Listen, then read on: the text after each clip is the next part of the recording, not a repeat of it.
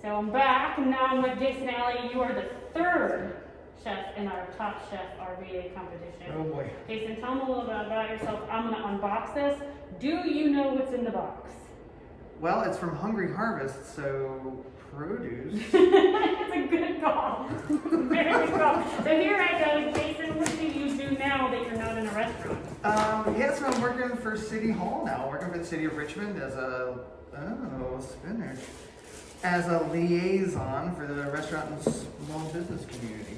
Nice. I think you told me earlier that you are emulsifying two things together, restaurants in the city. I love it. I figured that sounded better than chopping up and scattering about. Trying to bring, better than my metaphor. Trying to bring two things together that don't always seem like they work well together, but do. Well, honestly. You have 5 minutes to not use these because feel them. Yeah, I can look at them. Yeah.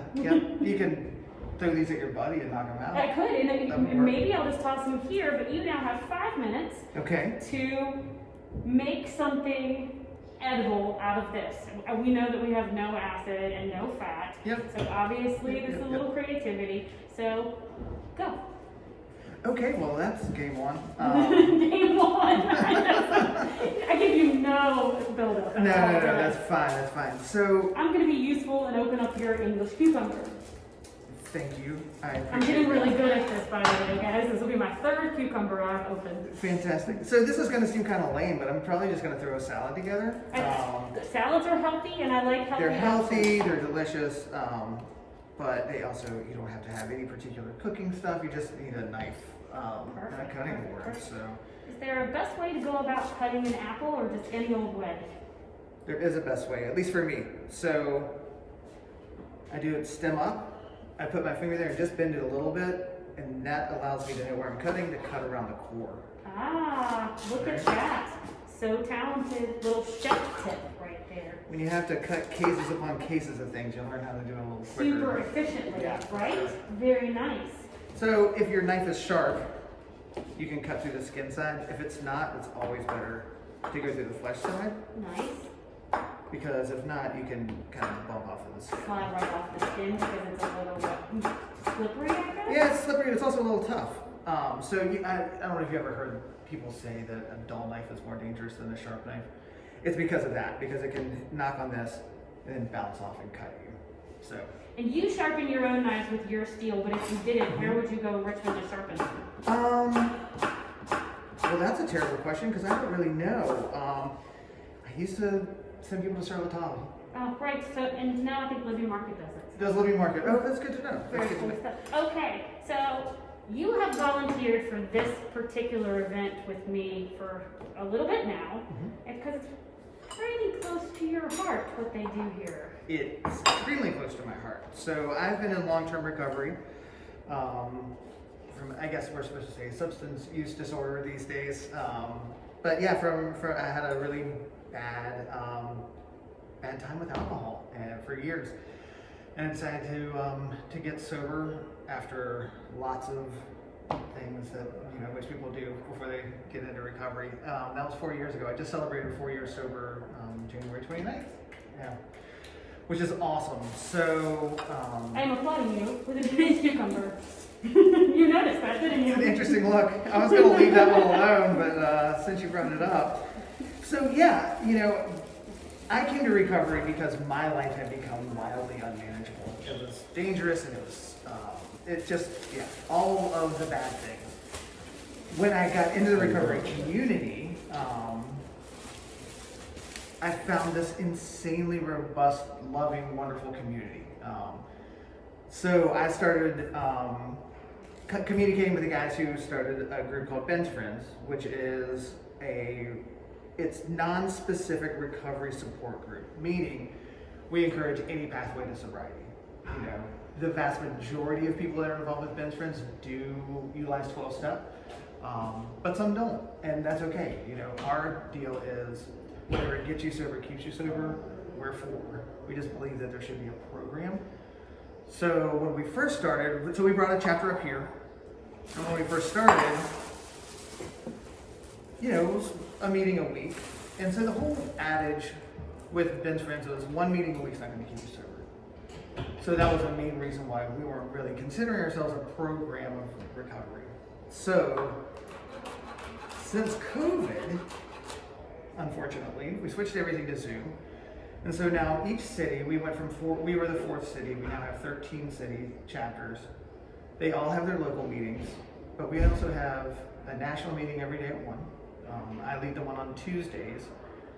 We have men's group meetings, we have a women's group meeting, and we have late night meetings 3 times a week. So you could go to, I think, I'm so not good with math, but I think you could go to 19 meetings a week.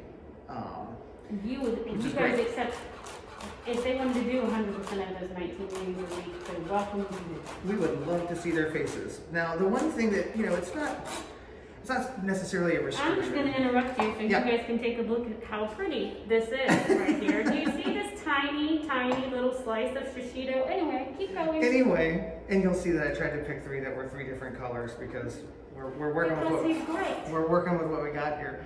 But it is specifically for food and beverage industry. Now that being said, we have people that are no longer in the food and beverage industry, but they spent their lives doing it. So it's a way for people to get together. 12-step programs often have things that are specific to a job, right? You have doctors helping doctors, lawyers helping lawyers. So this is sort of filling that gap. But we have bartenders and servers and managers and owners and cooks and dishwashers and delivery people and wine industry people. So it's really robust, but what we find is that we just have that shared language, right? So yeah, it's been amazing, and through that I've been a lot more exposed to different aspects of the recovery community, like Rams in Recovery at VCU. They're sort of big holistic program where there's smart recovery and AA meetings and Dharma recovery. So it's this really robust program. And then of course Caritas, which is like for real life-saving work. I mean, literally life-saving work what they're doing. And yeah, so as you can tell by how much I just ran my jaws. Love it. Yeah, it means a lot to me for sure. The cool thing that we were learning earlier about Caritas is that they take people from all over from some of those programs. They do not discriminate on who they bring in, and now they have on-site recovery that you can do. They have housing if you need it, and they have a way to help you re-enter back into, life with some clothing for jobs and furniture and such. Exactly, and everybody needs help at some point, right? A lot of times when you're in active use and active substance use disorder, stuff can get really gnarly, so you have got people who have legal issues, you have people who maybe are looking to find, they need to find a different place to stay. There are all sorts of things. You probably heard people talk about rock bottoms, right? They're all different, but they're all really a thing.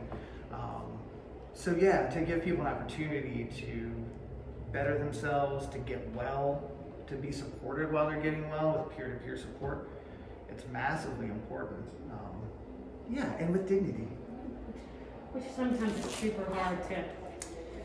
You gotta have that dignity portion. There's no way that anything works in a long term. So by the way, what I'm doing. Yep, I want to know. When you cut Brussels sprouts in half, Mm-hmm. you can see the core through them. They're just like tiny cabbages. Little baby cabbages. You cut the core out. So if any of you guys ever heard of my old restaurant Comfort, we used to cut the core out. Cut the core out. But we used to do Brussels sprouts and we would peel them all like that. That so you seems can. time intensive. It's a little time consuming, but they're delicious that way. You can saute them in a little bit of butter, like brown butter, and then just hit them with enough water to cover, and they steam in the pan. By the time the water's evaporated from the pan, Brussels sprouts. Or you can cut them like this, and you can shave them on a mandolin, or use your knife, or swallow the salad stuff. Raw Brussels sprouts are great. You have 34 more seconds. 34 seconds. 34 seconds! I shouldn't have been talking so much. I like it when you talk that much, so that means that we're good to go. Okay, we're about there. I'm just gonna cut an onion. He's just gonna cut, he's just gonna cut an onion in 34 seconds. I don't know if you guys heard that, but he's just gonna cut an onion in 34 seconds. Look how pretty this is. Man, we have the most talented chefs in these competitions today, don't you think? Oh no! So speaking of talent and competition, if you like what Jason Alley is doing right now, you can tip him. And he really likes tips in the form of donations to Caritas. It's my preferred way to get tips. It's his preferred way to get tips. So head on over to Jason Alley's name and pop some donations in his virtual tip jar. So this is 100% edible right now. If you happen to have some, I don't know, salt, pepper would be good.